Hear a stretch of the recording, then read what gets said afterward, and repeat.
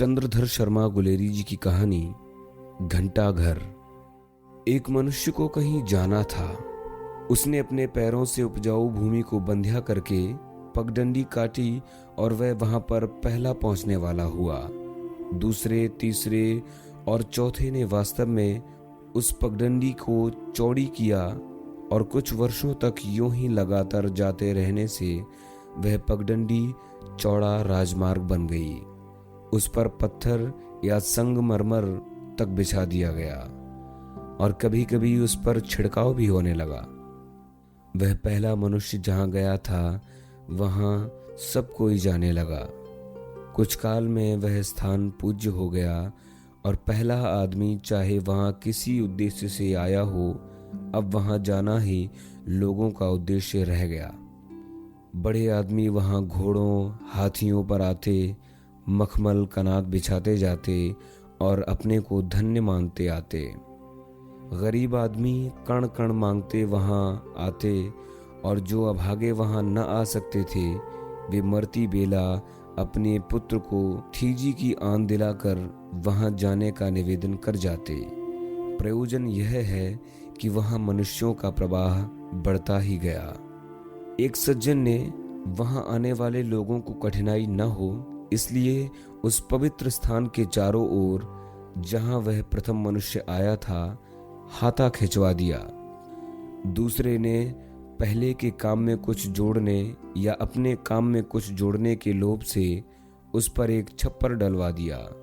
तीसरे ने, जो इन दोनों से पीछे रहना न चाहता था, एक सुंदर मकान से उस भूमि को ढक दिया। इस पर सोने का कलश चढ़ा दिया, चारों ओर से बेल छवा दी। अब वह यात्रा जो उस स्थान तक होती थी उसकी सीमा की दीवारों और टट्टियों तक रह गई, क्योंकि प्रत्येक मनुष्य भीतर नहीं जा सकता। इस इनर सर्कल के पुजारी बने। भीतर जाने की भेंट हुई। यात्रा का चरम उद्देश्य बाहर की दीवार को स्पर्श करना ही रह गया, क्योंकि वह भी भाग्यवानों को ही मिलने लगा। कहना नहीं होगा, आने वालों के विश्राम के लिए धर्मशालाएं, कूप और तड़ाग, विलासों के लिए शुंडा और सूणा, रमणीय और आमोद जमने लगे और प्रतिवर्ष जैसे भीतर जाने की योग्यता घटने लगी, बाहर रहने की योग्यता और इन विलासों में भाग लेने की योग्यता बढ़ी। उस भीड़ में ऐसे वेदांती भी पाए जाने लगे जो दूसरे की जेब को अपनी ही समझकर रुपया निकाल लेते।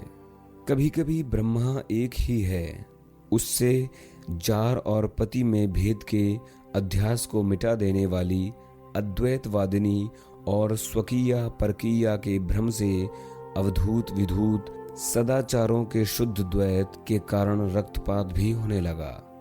पहले यात्राएं दिन ही दिन में होती थीं, मन से होती थीं। अब 4-4 दिन में नाच गान के साथ और ऑफिस के काम को करते सवारी आने लगी। एक सज्जन ने देखा कि यहाँ आने वालों को समय के ज्ञान के बिना बड़ा कष्ट होता है। अतएव उस पुण्यात्मा ने बड़े व्यय से एक घंटा घर उस नए बने मकान के ऊपर लगवा दिया। रात के अंधकार में उसका प्रकाश और सुनसानी में उसका मधुर स्वर क्या पास के और क्या दूर के सबके चित्त को सुखी करता। वास्तव में ठीक समय पर उठा देने और सुला देने के लिए एकांत में पापियों को डराने और साधुओं को आश्वासन करने के लिए वह काम देने लगा। एक सेठ ने इस घंटे की हाथ सुइयां सोने की बनवा दी और दूसरे ने रोज उसकी आरती उतारने का प्रबंध कर दिया। कुछ काल बीत गया, लोग पुरानी बातों को भूलने लग गए। भीतर जाने की बात तो किसी को याद नहीं रही। लोग मंदिर की दीवार का छूना ही ठीक मानने लगे। एक फिरका खड़ा हो गया जो कहता था कि मंदिर की दक्षिण दीवार छूनी चाहिए। दूसरा कहता कि उत्तर दीवार को बिना छुए जाना पाप है। 15 पंडितों ने अपने मस्तिष्क दूसरों की रोटियां और तीसरों को धैर्य का नाश करके 10 पर्वों के एक ग्रंथ में सिद्ध कर दिया, या सिद्ध करके अपने को धोखा देना चाहा कि दोनों झूठे हैं। पवित्रता प्राप्त करने के लिए 1 घंटे की मधुर ध्वनि का सुनना मात्र पर्याप्त है। मंदिर के भीतर जाने का तो किसी को अधिकार ही नहीं है। बाहर की शुंडा और सूणा में बैठने से भी पुण्य होता है, क्योंकि घंटे का पवित्र स्वर उन्हें पूत कर चुका है। इस सिद्धि करने या सिद्ध करने के मिस का बड़ा फल हुआ। गायक अधिक जुटने लगे और उन्हें अनुकूल देखकर नियम किए गए कि रास्ते में इतने पैंड रखने, घंटा बजे तो यूं कान खड़ा करके सुनना, अमुक स्थान पर वाम चरण से खड़े होना और अमुक पर दक्षिण से, यहाँ तक कि मार्ग में छींकने तक का कर्मकांड बन गया। और भी समय बीता। घंटाघर सूर्य के पीछे रह गया। सूर्य क्षितिज पर आकर लोगों को उठाता और काम में लगता। घंटाघर कहा करता कि अभी सोए रहो। इसी से घंटाघर के पास कई छोटी मोटी घड़ियां बन गईं। प्रत्येक में की टिक टिक बकरी और झलटी को मात करती। उन छोटी मोटियों से घबरा के लोग सूर्य की ओर देखते और घंटाघर की ओर देखकर आह भर देते।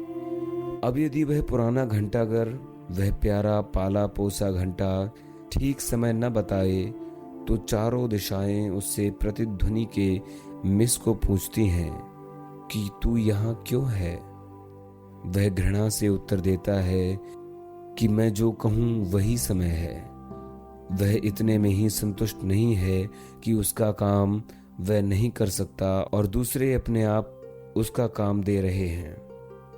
वह इसी में तृप्त नहीं है कि उसका ऊंचा सिर वैसे ही खड़ा है, उसके मांजने को वही वेतन मिलता है और लोग उसके यहाँ आना नहीं भूलते हैं। अब यदि वह इतने पर भी संतुष्ट नहीं और चाहे कि लोग अपनी घड़ियों के ठीक समय को बिगाड़ उनकी गति को रोके ही नहीं, प्रत्युत उन्हें उल्टी चलावें, सूर्य उनकी आज्ञानुसार 1 मिनट में 4 डिग्री पीछे हटे और लोग जागकर भी उसे देखकर सोना ठीक समझें, उसका बिगड़ा और पुराना काल सबको संतोष दे, तो वज्र निर्घोष से अपने संपूर्ण तेज से सत्य के वेग से मैं कहूँगा, भगवन नहीं, कभी नहीं। हमारी आंखों को तुम ठग सकते हो, किंतु हमारी आत्मा को नहीं। वह हमारी नहीं है। जिस काम के लिए आप आए थे वह हो चुका। सच्चे या झूठे तुमने अपने नौकरों का पेट पाला। यदि चुपचाप खड़े रहना चाहो तो खड़े रहो, नहीं तो यदि तुम हमारी घड़ियों के बदलने का हठ करोगे तो सत्यों के पिता और मिथ्याओं के परम शत्रु के नाम पर मेरा सा तुम्हारा शत्रु और कोई नहीं है। आज से तुम्हारे मेरे में अंधकार और प्रकाश की सी शत्रुता है, क्योंकि यहाँ मित्रता नहीं हो सकती। तुम बिना आत्मा की देह हो, बिना देह का कपड़ा हो, बिना सत्य के झूठे हो। तुम जगदीश्वर के नहीं हो और न तुम पर उसकी सम्मति है। यह व्यवस्था किसी और को दी हुई है। जो उचक्का मुझे तमंचा दिखा दे, मेरी थैली उसी की। जो दुष्ट मेरी आंख में सुई डाल दे, वह उसे फोड़ सकता है, किंतु मेरी आत्मा मेरी और जगदीश्वर की है। उसे तू हे बेतुके घंटाघर नहीं छल सकता। अपनी भलाई चाहे तो हमारा धन्यवाद ले और चला जा। चंद्रधर शर्मा गुलेरी जी की कहानी घंटाघर। कथावाचक निर्मल मिश्र।